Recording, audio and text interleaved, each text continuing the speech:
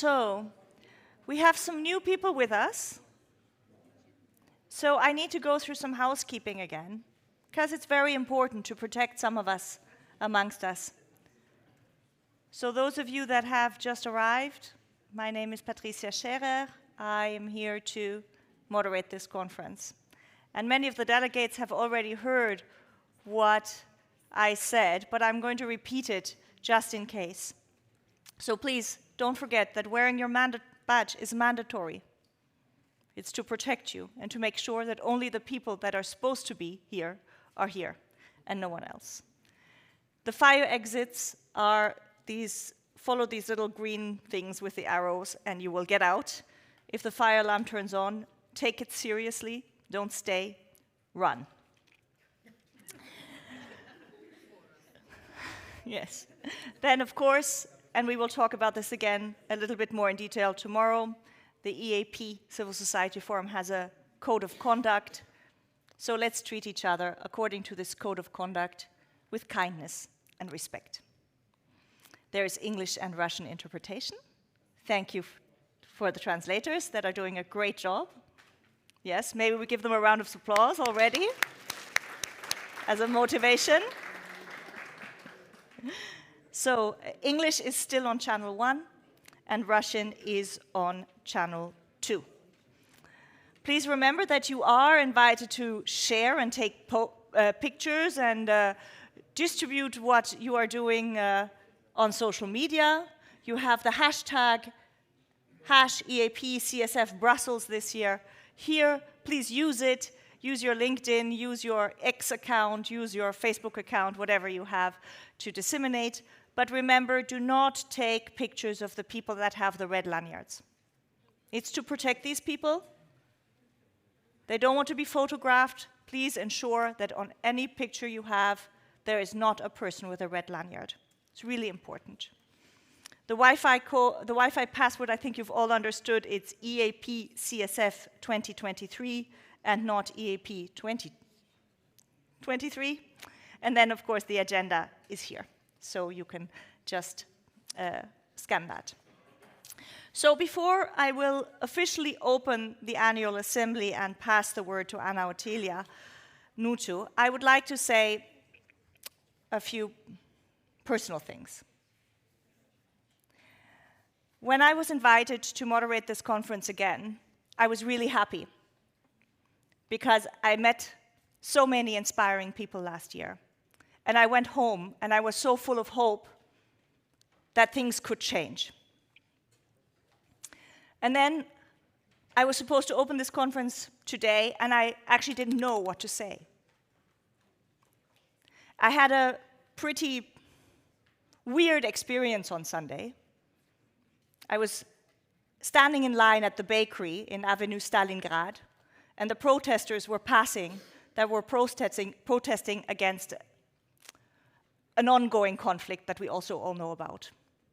I was not participating in the protest. I was just standing in line in the bakery, waiting to get some sweets for dinner. And I broke out into tears. And this has never happened to me. I was standing in the road, and I was crying. And my partner was standing next to me, and he didn't know what to do. And I just couldn't stop crying. I'm only a bystander to your situations. I'm not in them. I can't even imagine how you must feel. But I feel exhausted. I feel exhausted by climate change, by growing inequality, by armed conflict. I feel exhausted. And I think many of you do too. What I saw last year amongst you was that you were able to talk to each other even if the divides were big. You were able to see that solidarity is bigger than your divides. You were able to keep the conversation going, even if the conversation is tough.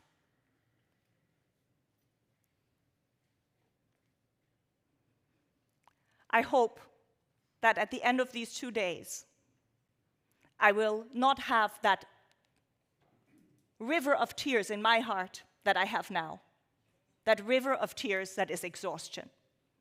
I hope that I will have that same feeling in my heart that I had last year when I left you, that feeling that you as civil society actors,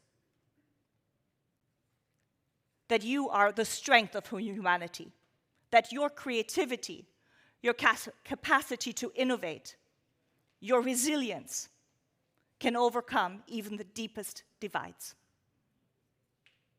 And this is what I wish for personally, and this is what I wish you, that you continue on this path. And with those words, I would like to hand over to Anna Otilia Nuțu to open the annual assembly of the European Partnership Civil Society Forum. Thank you, Anna Otilia.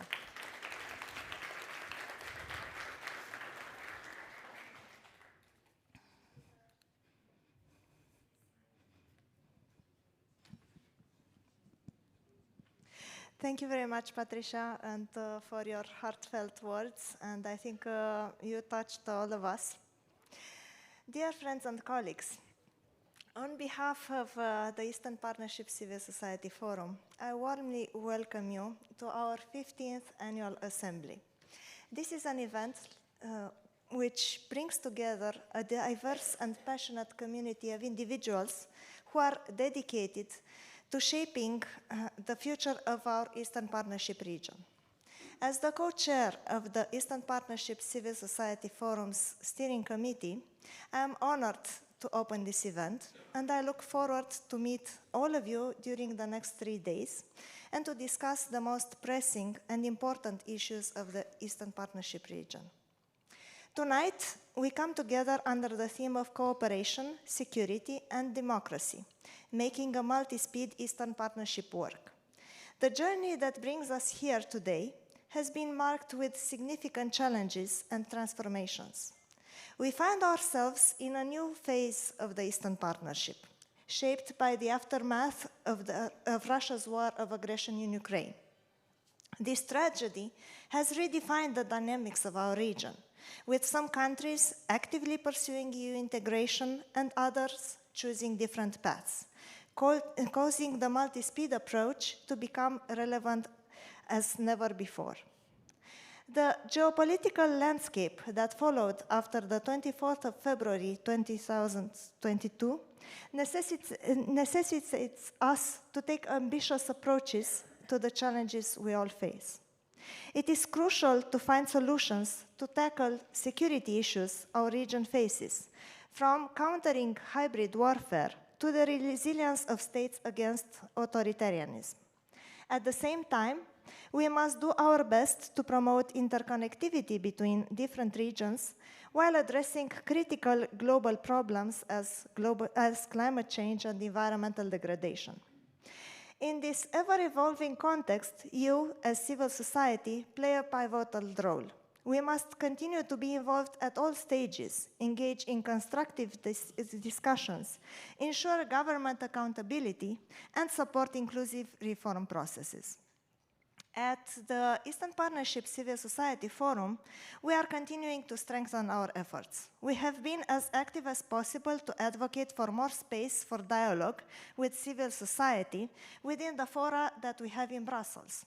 We have been advocating for Ukraine, Moldova, and Georgia to obtain EU candidate status in formal events, closed-door discussions, op-eds, and we were very happy to see the adoption by the European Commission of the 2023 enlargement package, recommending to open negotiations with Ukraine and Moldova and to grant candidate status to Georgia. We are closely following the accession dynamics of the Eastern Partnership region, which is reflected also in our 2021-2023 edition of the Eastern Partnership Index, which is going to be published in early December. Furthermore, we have continued to advocate for human rights, rule of law, and sustainable reform in our region. We have contributed to all EU human rights dialogues within Eastern Partnership countries and have been vocal against shrinking civic space and media freedom. For example, the transparency of foreign influence in Georgia. We have tackled environmental and humanitarian destruction, like the Nova Kakhovka Dam in Ukraine, destroyed by Russia. And we have actively fought against the ongoing crackdown and political imprisonment of opposition figures, journalists, and lawyers. Lukashenko's regime in Belarus is a good example in this sense. We have condemned and brought attention to the detention and accusations against Azerbaijani human rights defenders and political activists, including Bakhtiar Hajiev and Gubad Ibadoglu. Gubad Ibadoglu's daughter, Jala Bayramova, is here with us in the room. During the three-day event, we will assess the changes that have occurred in the Eastern Partnership policy and the region since the start of the war in Ukraine.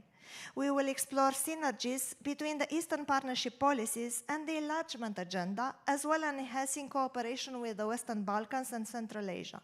We will delve into collaboration between the EU member states, Eastern Partnership governments and societies, with a focus on good governance and the rule of law. I encourage all of you to actively engage, share your insights, and foster meaningful dialogue. Together, we can navigate the complexities of our multi-speed Eastern Partnership and work towards a more secure, cooperative, and democratic future.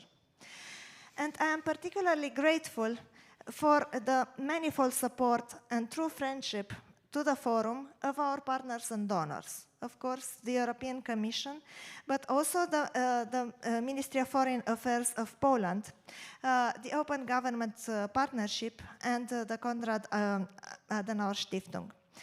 I am personally very grateful to Malgorzata, whom I'll invite on the stage, for our true friendship all through the past years. Thank you very much.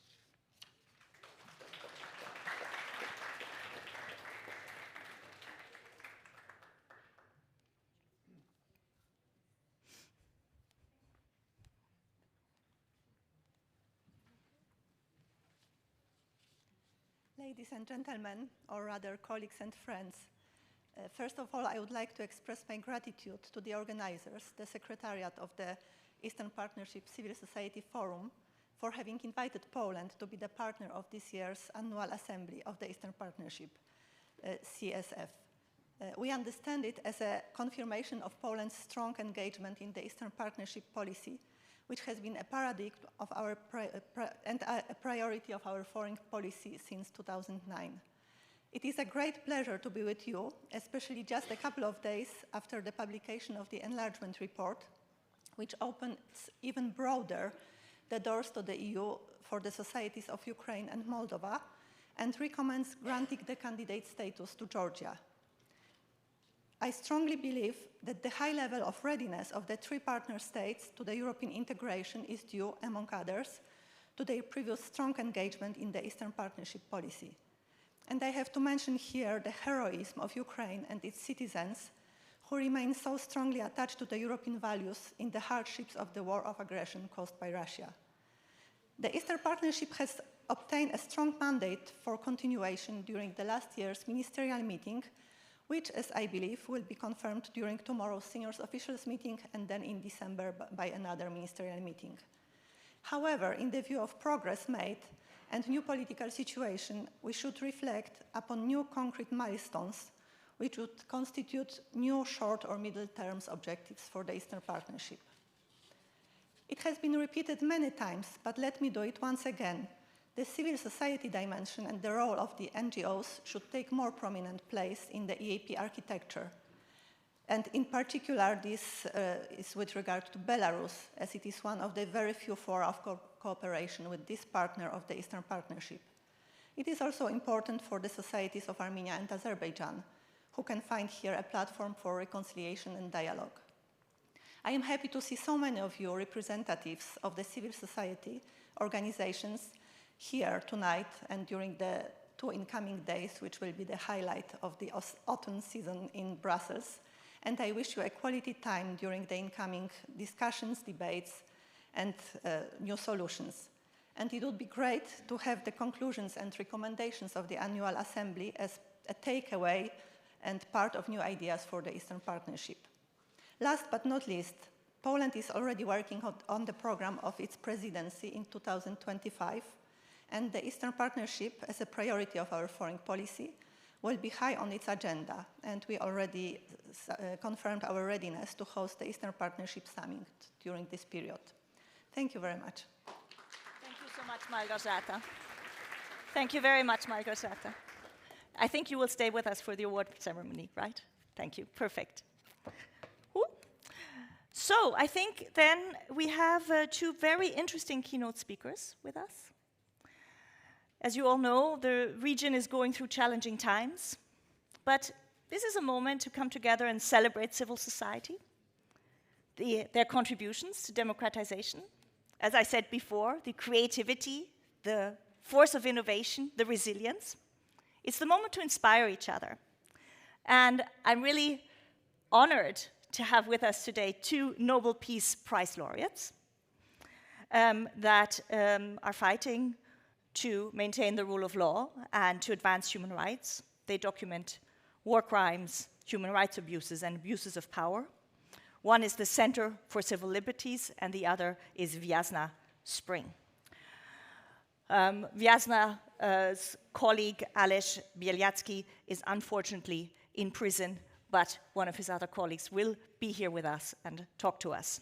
So I'd like to start with a video speech from Oleksandra Matviichuk, the chairwoman of the Center of Civil Liberties, and she has, I think, an important message to share with us. It's a huge honor for me to address to this distinguished audience. I'm a Ukrainian human rights lawyer, and I have been applying the law to defend people and human dignity for many years. And several times I was in situation when the law doesn't work.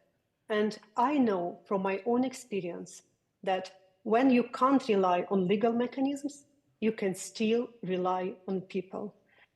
We got used to thinking in categories of states and interstate organizations, but ordinary people have much greater impact than they can even imagine. 9 years ago, millions of ordinary Ukrainians stood up their voice against corrupt authoritarian government who stopped the Euro-integration process. They bravely fought just for a chance to build a country where the rights of everybody are protected, government is accountable, judiciary is independent, and police do not beat students who are peacefully demonstrating. And when the Revolution of Dignity succeeded, and we got this chance, in order to stop us on this way, Russia started this war of aggression. Russia occupied Crimea, part of Lugansk and Donetsk regions, and last year extended this war to the large-scale invasion. And that was a time when not just Putin, but international partners thought that we have no chance to resist because Russia is so enormous opposing power, and international organizations evacuated their personnel. But ordinary people remained and started to do extraordinary things. It were ordinary people who helped to survive under artillery's fire. It were ordinary people who took people out from the ruined cities. It were ordinary people who broke through the encirclement to provide humanitarian aid. And suddenly, it became obvious that ordinary people who fight for their freedom and their human dignity are stronger than even the second army in the world. And this is our main Ukrainian lessons learned. The role of civil society is crucial, and ordinary people can make a history, especially when ordinary people from different countries supported each other.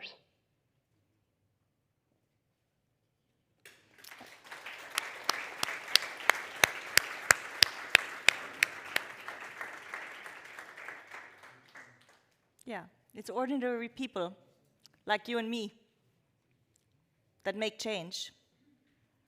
And I think one of those change makers is also Kanstantsin Staradubets. I'm pronouncing it correctly. Kanstantsin, where are you? There you are.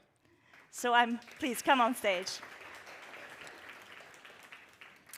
So Kanstantsin, you will tell us a little bit more about your work at Viasna and also the Nobel Prize you received and why. Thank you. Needless to say how honored and pleasured I am to be standing here and to address this audience of peers and fellow activists. Dear delegates, dear guests, dear organizers, just like myself, many of you come from communities hit by conflict and repression. It is times of despair and dismay, times of losing all hope and resources needed to carry on. It is in these challenging times that civil society comes to the forefront with its unique outlook and unparalleled resilience. We could see this in Belarus back in 2020, when thousands of grassroots initiatives reshaped the country's civil and political landscape. We can see this today in Ukraine, where brave activists tirelessly document Russian war crimes and provide vital support to the victims. The unimaginable moral courage professed by civil society leaders and activists serves as a model and a pattern for thousands. They do practice what they preach. They resent violence and injustice. They are flexible and they are there to help, swift and efficient. Yet, they do not seek political recognition and do not search for simple solutions to complex issues. This is the inspiration that you cannot resist. In dark days, these skills that bring light, the ability to lead, to be a moral compass, can do amazing things. It was truly amazing to see people from around the world donate to a crowdfunding solidarity campaign launched this July by a former political prisoner in Belarus, Volga Garbunova. Over 500,000 euros were raised in just 24 hours. These funds will help hundreds of current and former political prisoners. They already helped their families. It is yet another proof that solidarity is boundless and, despite all fatigue and hopelessness, tireless. In turn, this is something that helps us, civil society activists, to carry on, since we can see that just like our leaders, people care. There is one more thing that is central to the resilience of civil society. This is support from democracies, the champions of human rights. This support is equally vital to those working in their home countries, like my home country of Belarus, and those forced into exile. Without this support, Viasna, the organization I represent, will most likely be unable to continue doing many of the things it has been doing in the past 3 years. Most importantly, helping people in prisons and other victims of the ruthless and inhumane regime. It would also mean that many of my fellow activists would stop being human rights defenders. To most, this is unthinkable. I would like to finish on a rather somber note. 4 weeks from now, the Norwegian Nobel Committee will hold its Peace Prize ceremony in Oslo. However, this year's laureate, woman human rights defender Narges Mohammadi, will not be able to receive the prize herself, as she is in prison in Iran. Again, sadly, this is something we all witnessed last year when Viasna leader Ales Beliatsky could not attend the ceremony for the same exact reason. He is still in jail and will most likely remain in jail as long as Lukashenko regime is in power. It looks like a trend to me, an alarming trend, to say the least. Considering the dire prison conditions in Iran and Belarus and many other countries, my fears are that we may lose these courageous leaders. Just like we lost Azimzhan Askarov, who died in prison in Kyrgyzstan in 2020. It is apparent that not enough was done back then. It is as evident that more should be done today, since civil society activists continue to be imprisoned for their work. More support for the families, more support for civil society groups, more solidarity, more caring, but most importantly, more pressure on the repressive governments. Thank you.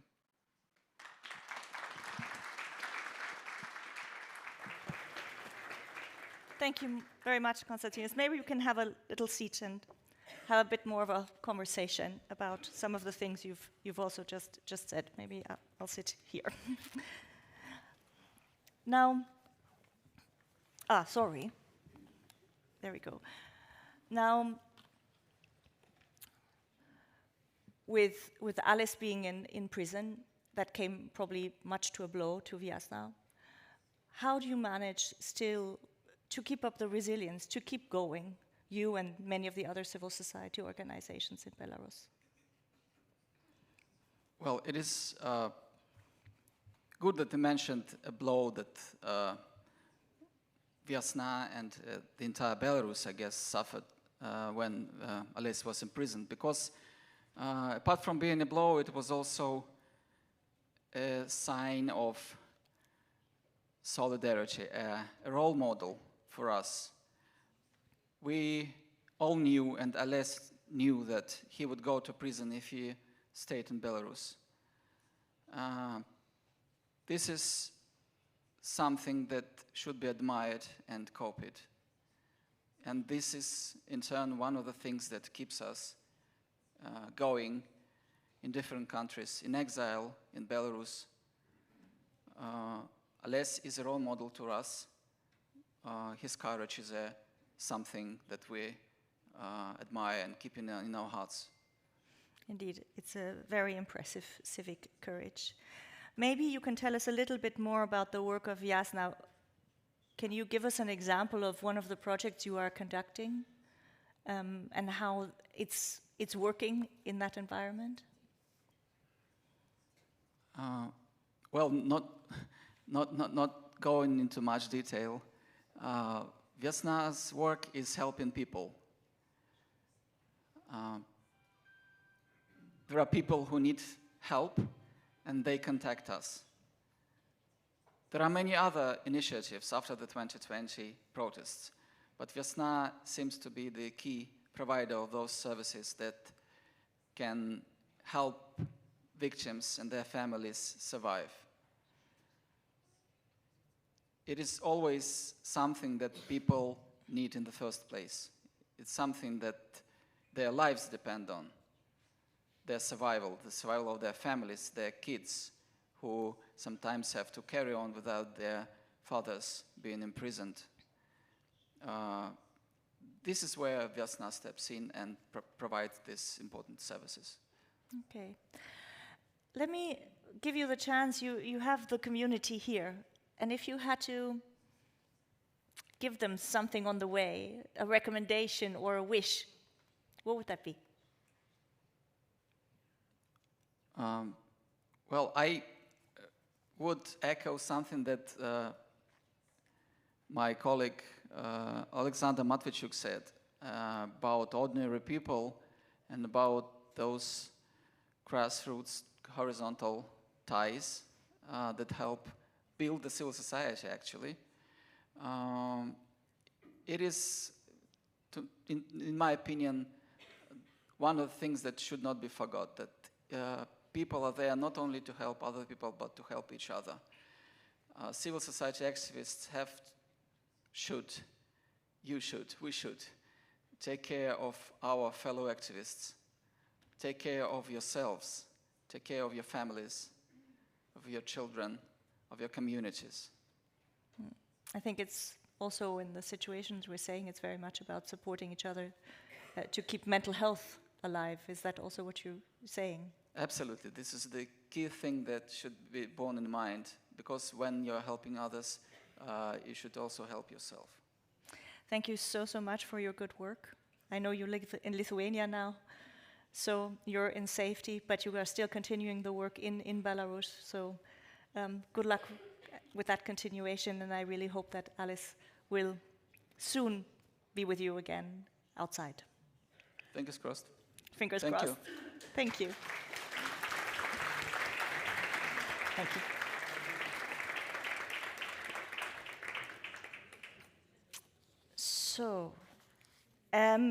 So we're going to start the awards ceremony, and I think we'd like to hear back from those that received, or some of those that received the award last year. So I'm going to ask Ruslan Havriluk and Marina Gutgatz to come and join me on stage.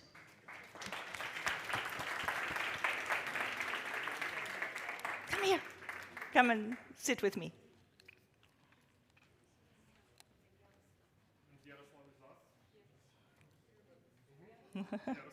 Oh, yes, yes, Yaroslav, come as well, please. Come and sit.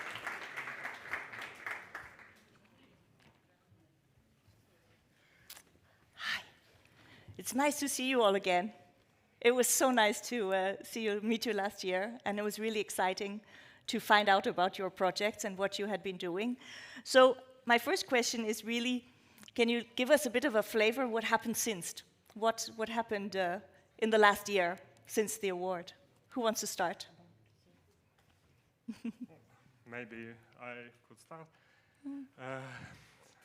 It's very nice to return to the stage, but this year we have another history and another hero on our award, and it was very important for Ukraine, for all of us, for Ukraine National Platform in general, to obtain, to get this important award from the forum.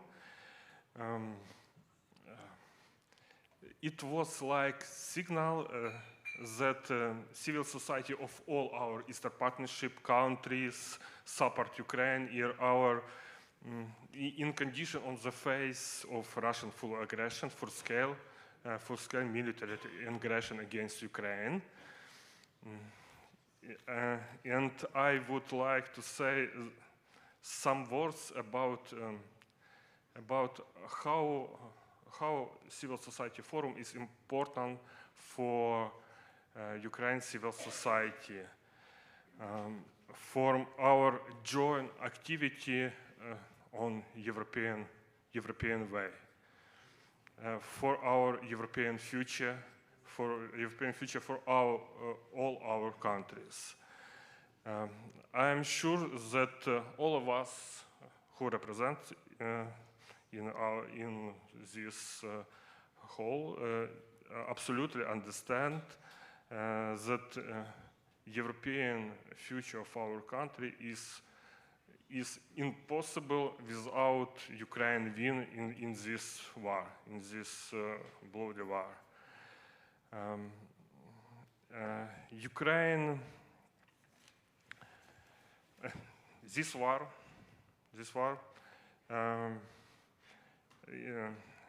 is now in full swing, indeed.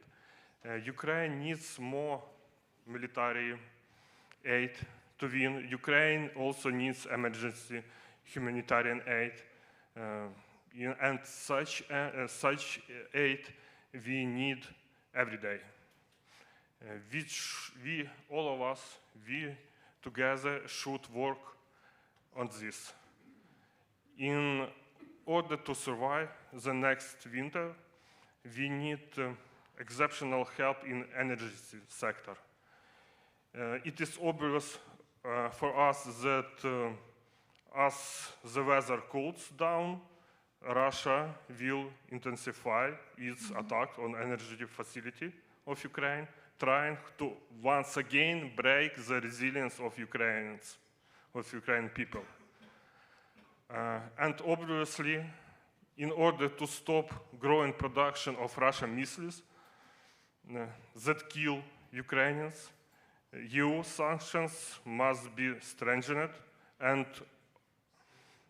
other countries, including Eastern Partnership countries, should join to these sanctions. We see the Eastern Partnership Forum, our forum, is so important in such conditions. The forum is, for me, the forum is instrument to inform European countries and other countries as well, and Eastern Partnership country also about Russia aggression against Ukraine, about Russia aggression against each our country, against all our region. I believe the forum will become an advocacy platform to repeat approach for our countries to EU membership, which especially obtain member state status of candidate of EU membership, and like Georgia, Moldova, and Ukraine as well. And also, I believe the forum also will continue to help civil society in all countries of the EaP region in their struggle of European future of their countries. Thank you so much, Roseanne. Thank you. Let me, I will come back. Maybe, Yaroslav, I know this is a bit of a spontaneous question, and I remember you showed us a film of your activities last year. So what have you been doing since the award? What did the award mean to you and your organization? Yeah, for me, the most important is that I finally realized during this year that first we have the same colonial past that we are facing with. And probably for the last years, it's became like real threat that we need to fight with colonialism. All together, Eastern Partnership, Balkan countries, Central Asia, all together. And we all, as a civil society, are fighting for democracy. Personally, I focus now on preparing new generation of young activists who will be after us, who will support us when lots of us will be burnt out. And we need to be prepared for that. We need to remember that civil society is something that is keeping our countries in the European values direction. And even in those Eastern Partnership countries that are now surviving from authoritarian regimes, civil society is the only actor that is very straight support democratical changes. Yeah, so from my point of view, we need to have this let's say like solidarity in between countries all over the region. And after that, we will, of course, fight for democracy and we will win. Thank you so much, Yaroslav. And indeed, I think you're making a very important point that young activists also need to learn. You need to build capacity of young activists. But the passion of the ones that exist is also not to be forgotten, right? You need to rest, but the passion needs to stay, right? You need to keep it up. So I hope you can also with the young activists that will hopefully help you. Now, I know you received a little bit of prize money last year.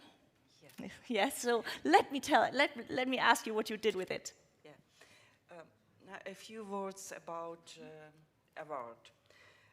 UNP donated funds for charity received for award. According to decision of the UNP Steering Committee, it was directed to ensure the medical needs of our defenders. The funds were donated to two charity foundations. The first to international organization, Ladeka Foundation. They exist since 2014 for the beginning of the war, because our war began not 1 year ago. It's more than 9 years. And the funds were used to purchase stretchers. It's a special for tactical medicine. It's equipment for combat medical units, right? Yeah. That are really in the conflict regions. They will be handed over to the combat medics of the unit of the defense forces in the Donetsk and Zaporizhia areas. And the second to the Cascade International Fund, and the fund will be purchased for tactical medicine for the Military Medical Clinical Center in Kharkiv city.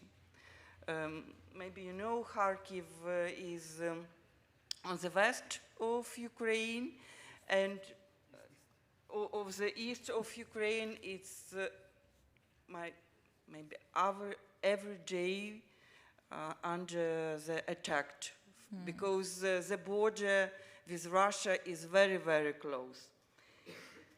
And why the award is important for our platform? Because it's a claim, and it's important for organization, and also it's very important to feel support. Because it's war in Ukraine, it's a real war, it's the modern war, and for us it's very important to be a member of European Union, because we are Europe, and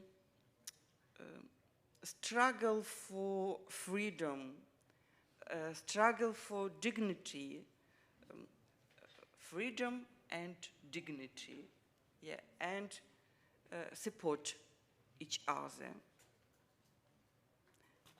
Thank you for award, and thank you for support. Thank you so much, Marina. And I think the Ukraine and the Ukrainians have done a marvelous job to keep up their dignity. So good on you. And I think you well received the award. So let's see who will get it this year. Thank you so much. A round of applause for our awardees from last year. Then I think, Anna, Otilia, I think we're ready to go to give the award. So I leave it to you.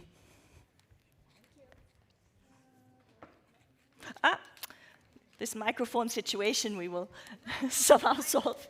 We are working as a team, so... We're throwing around things as a team as well. It's very late, and it has been a very long day for some of us. So, friends and colleagues, I would like to, first of all, to thank the representatives of the Ukrainian National Platform, and in particular Ruslan and Marina, for their important and inspiring words, as always. It is a true pleasure to join you this evening to present our 2023 Civil Society Award on behalf of the Eastern Partnership Civil Society Forum.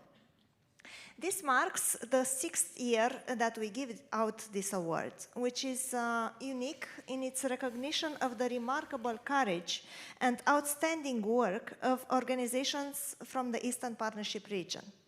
They bring positive change in their communities, often at great personal risk and sacrifice. As we take a moment to reflect upon the events of the last year, we cannot help but recognize the gravity of the challenges, crises, and the struggle for human rights and democracy that continue to confront our region. To name a few, Russia's relentless aggression in Ukraine, the return of violence in Nagorno-Karabakh, and the ongoing crackdown on Belarusian civil society by the Lukashenko regime. These events have left an indelible mark on our collective consciousness. Amidst the pain, suffering, and harm inflicted on the people of the Eastern Partnership region, we come together today to celebrate civil society organizations that serve as a beacon of hope. We must honor the enduring spirit of those who champion democratic values, even when faced with adversity. It is in this spirit of resilience, dedication, and unwavering commitment to these principles that we gather here today. This year, we, the Eastern Partnership Civil Society Forum Steering Committee, decided to present the 2023 EaP CSF Civil Society Award to the Belarusian Association of Journalists.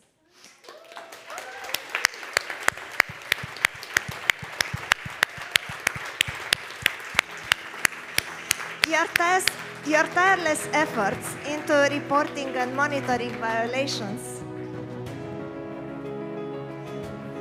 towards independent journalists in Belarus, along with your activities in cultivating transnational relations and exchanging with European journalist associations, have earned our deepest respect. Your ability to find new ways of functioning in the face of political repressions, with 35 of your members being imprisoned at present and board members being in exile around the world, is worth applauding.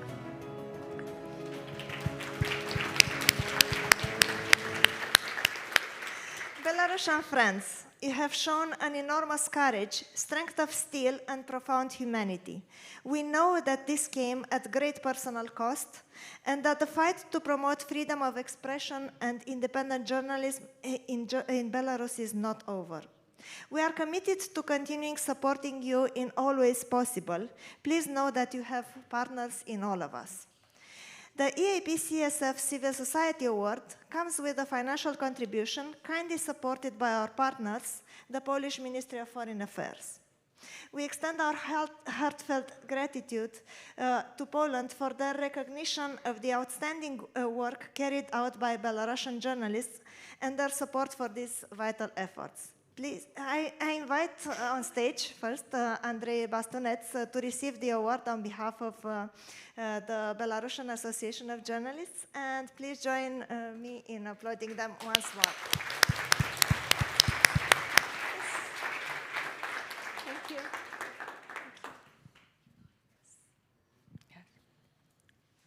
Maybe. 3 года назад, когда были подавлены протесты в Беларуси, Александр Лукашенко назвал гражданское общество и средства массовой информации в стране опухолью, а потом, уже не так давно, в интервью журналисту BBC сказал, что это практически дословная цитата, что мы вырежем всех этих мерзавцев, которые вы финансировали. И, собственно говоря, этим белорусские власти занимались все эти годы. В стране было закрыто больше 1400 организаций, неправительственных организаций. Белорусская ассоциация журналистов также была закрыта, а в этом году она была объявлена, после того, как продолжила свою деятельность в изгнании, экстремистским формированием. Наши материалы, сайт, социальные сети и даже логотип были тоже признаны экстремистскими материалами. Но это, конечно, не самое тяжелое, с чем мы сталкиваемся. Самое тяжелое – это действительно наши коллеги, наши друзья, которые находятся за решеткой.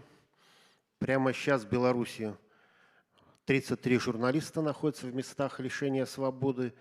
только за то, что они исполняли свой профессиональный долг. Но это не просто цифра 33. Заметьте, это в стране, где не идет войны, где не введено военного положения. Журналисты и правозащитники оказываются в тюрьмах. И это не просто цифры, повторюсь, это многие из них мои хорошие знакомые или близкие друзья. И мне даже в страшном сне не могло такое привидеться, что вдруг они все будут находиться в тюрьмах. И вот, собственно, это приоритет нашей работы сейчас. Напоминание и о журналистах белорусских, которые в заключении, и о правозащитниках, и о Беларуси, потому что в этом сложном, безумном мире, в этой безумной ситуации, в которой мы живем, нам важно, чтобы все-таки Беларусь тоже оставалась в фокусе внимания международной общественности. Большое спасибо за награду, и будем надеяться, что ситуация все-таки начнет меняться к лучшему. Thank you. Thank you, Andre. Thank you. Thank you. Andre, stay with us. Stay with us. Stay here. I think we will give you the award, so that's the most important. So Malgorzata and Otilia, please come and hand over the award to Andre. And we will take a picture as well. So, woo! Well done.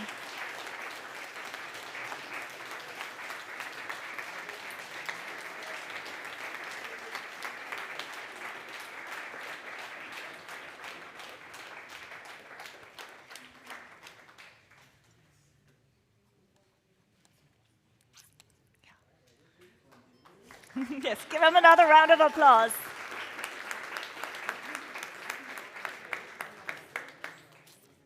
Hang in there with us. We'll take another picture for the press, and then we will continue. Perfect. Right here, please. 1, 2, 3. Right here. Yes, thank you. Perfect. Thank you so much. And I think you can maybe sit down briefly. Yeah? Okay. Okay. Maybe we can take the flowers from Andre, because I'd like to just speak to you a little bit, and I think Malgorzata also wanted to say a few words. Okay. Then maybe the three of you can just have a seat. Yes, we will help you. Okay, maybe we can sit, huh?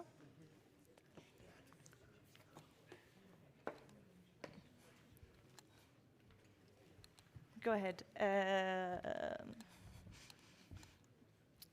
So I think we will start maybe with Malgorzata, because I think you supported the prize, so maybe you can tell us a little bit about that. Yes, just very shortly, because I think the most important words are those of the awardee. But first of all, I would like to express my happiness and joy that the Association of Belarusian Journalists, independent journalists, is the awardee of this year's award. As you know, Belarus is the closest, one of the closest neighbors of Poland. Last year it was the Ukrainian Association. This year it's Belarus receiving the award. Of course, the situation is gloom, as you said. Today's world is really a place of many very bad events, but still what gives us hope is the work of people like you. And I must say that I was very touched by the words of Kanstantsin, who mentioned so many times the importance of every individual person. I think that we really should not give up and lose hope that we can change the world, but just act and do it even in the darkness. And my last words will be maybe pathetic, but I will say them, that we should not forget that the light is visible in the darkness, and forces of darkness cannot defeat it. Thank you very much. Thank you so much, Malgorzata. So I think, Andre, I think you've brought us a little video, and I think it's worthwhile watching it, because it illustrates the situation of some of your colleagues. So if it's okay, maybe we can watch the video together, and then we can talk a little bit about that. And you can just stay here, I think it would be nice. You want to say something first? Я просто хотел, может быть, предварить это видео. 3 мая этого года, в День свободы прессы, в Вильнюсе журналисты, белорусские журналисты в изгнании и наши коллеги из Союза журналистов Литвы провели акцию, которая стала таким стартом марафона солидарности, акцию в защиту, в поддержку как раз-таки журналистов за решеткой. Вышли с фотографиями их на одно из известных мест в Вильнюсе. И после этого эту инициативу, эту эстафету подхватили многие наши коллеги в других странах. И уже более чем в 20 городах прошли, различных государств прошли такие акции. И в Южной Америке, в Северной Америке, в Европе, конечно же, даже в Австралии. И мы очень рады, что получаем такую поддержку от своих коллег, потому что солидарность – это одно из тех немногих оружий, которым мы обладаем и можем использовать. Thank you so much. So let's have a look at the video, if we can.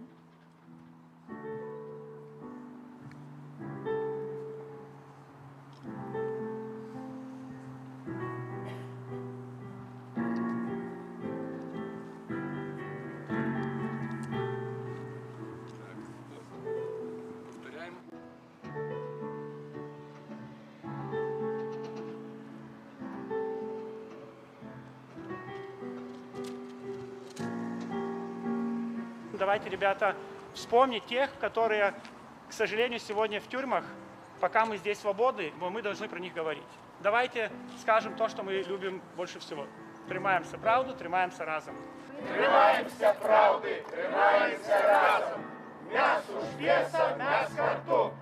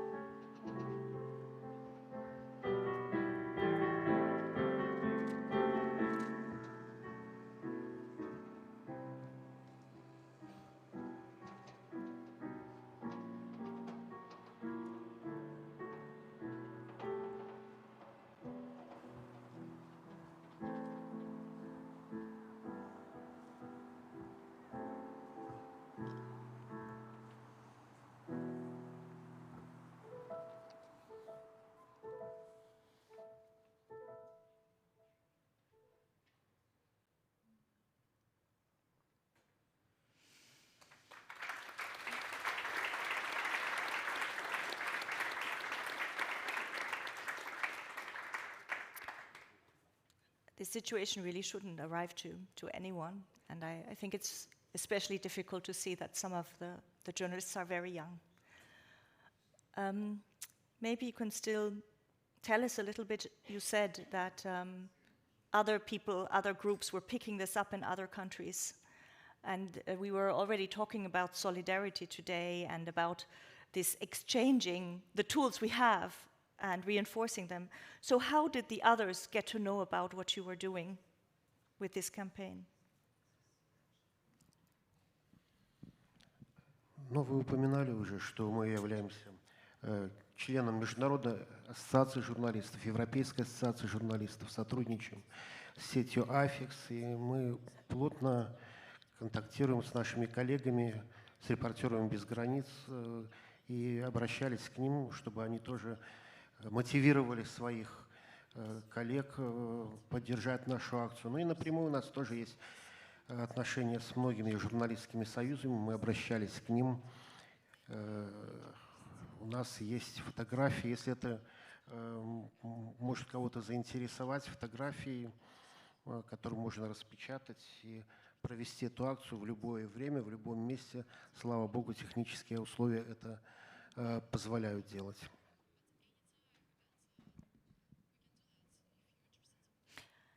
And I believe this video is part of a campaign, and we can probably find it on YouTube if we want to share it further. What are the possibilities to further share what you have done? Да, видео это было, собственно говоря, старт кампании. Оно есть на YouTube, оно есть у нас на сайте. У нас на сайте есть создан раздел, который так и называется «Марафон солидарности», где собраны материалы со всех тех мероприятий, которые прошли на сегодняшний день. Последний, кстати, совсем недавно состоялось в Праге, тоже новый город на нашей карте. У нас висит карта всего мира, и там ставит такими красненькими точечками, отмечаем место, где проходили акции. И я скажу сам, что я не ожидал, что это будет, что карта будет покрыта вот этими вот красными точечками. Wonderful. You have a question? Yes, go ahead. Okay, we will. Yes. В первую очередь я хочу поздравить вас из Ассоциации свободных журналистов Беларуси с этой наградой. Мы видели видео, и, конечно, мы все солидарны с Беларусью, с вами. Вы, как вы сказали уже, у вас есть эти фотографии. У меня инициатива на этой карте, где проводились эти мероприятия, пусть покажется и CSF форум в Брюсселе. Мы можем распечатать и быть солидарны с вами и устроить эту акцию, присоединиться к этому марафону. Спасибо. Живе Беларусь, слава Украине! Thank you very much for this suggestion. I think it would be a very nice act of solidarity. I'm sure that the Eastern Partnership Civil Society Forum will take it up. Now, of course, the prize comes with a little bonus. So I'm wondering if you already have first ideas on how you will use the funds that come with the award.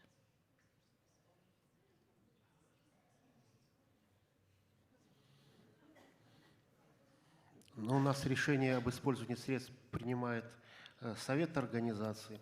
Но когда мы получили в прошлом году одну премию ЮНЕСКО, то мы ее используем как раз-таки для помощи тем журналистам, которые находятся в заключении или попадают в тяжелые условия, когда не секрет, что есть возможности финансирования и поддержки их, в том числе из европейских средств, но и не секрет то, что иногда возникают большие перерывы финансирования. Например, адвокатская помощь или помощь на здоровье, оно не терпит перерывов, необходима постоянная помощь. И вот эти средства мы тратили именно на эти цели. Okay. Well, I'm sure that hopefully the funds will help to bridge a gap that you might have at some point. So thank you very, very much, Andrei, for coming. I think you deserve another round of applause for all your good work. Thank you. Thank you. And this was a bit of a tough one. Huh? So let's end the evening a little lightheartedly. A little more lightheartedly, with a cocktail reception and beautiful piano pieces. So I'm going to invite you to join us in the library. So if you walk left and down the corridor, you know where the piano is. That is where the cocktail reception will be. And then we can have a little more chat. I would also like to point out that in line with the award, tomorrow there will be a gallery walk to remember some of the people that are currently political prisoners. So we will be able to get to know them at least a little bit by their pictures and some of the stories that we will share tomorrow. And this gallery walk was organized in collaboration with Viasna, so I think it's really worthwhile staying tomorrow and having a look at those people and remembering those people. They should not be forgotten. So off to cocktails for now, and we'll see you again later.